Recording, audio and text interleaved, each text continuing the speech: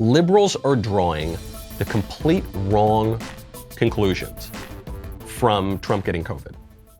The one point they seem to be showing is, and they've been talking about this on Twitter, on TV news, on all these things. They say now that Trump has COVID, now finally, maybe his supporters will take this seriously.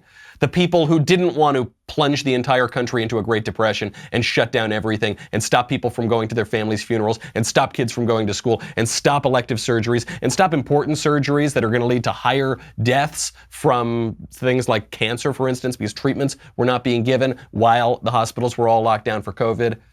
Now maybe those awful people will take this seriously.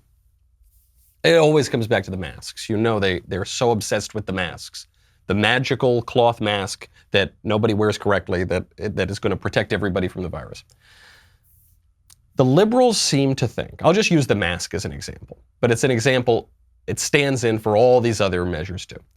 The liberals seem to think that we oppose the mask rules because we don't think that we can get COVID-19.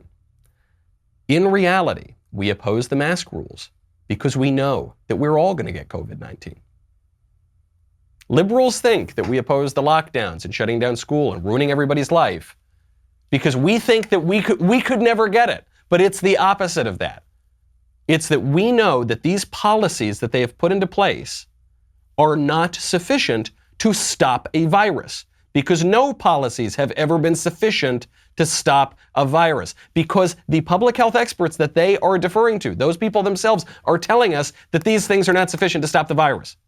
Dr. Daniel Griffin at Columbia, just one public health expert among many, but in a left-wing outlet, he admitted this. He told NPR, he said, in the studies, masks fail. Now, you're not allowed to say that now. You're not allowed to say that the masks are not particularly effective at stopping the virus. But listen to why. Listen to why. He says, in the studies, masks fail. People don't use them correctly. They touch the front of it, they adjust it, they push it down. I mean, you can see, you know this all the time, probably from your personal life. How often are you washing your masks? Are you washing them every day? Are you washing them twice a day? Probably not. For a lot of people, they have the same dirty mask, they shove it in their pocket. When they walk into a restaurant, they have to put it on.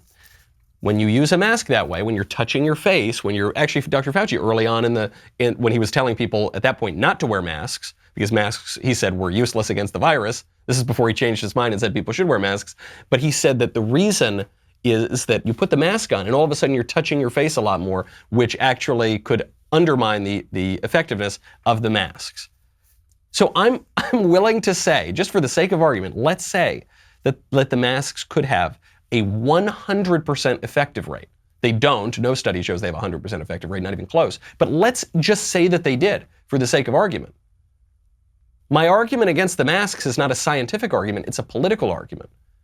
Because in order for that 100% effective rate to matter, people have to use the masks correctly, which they will not.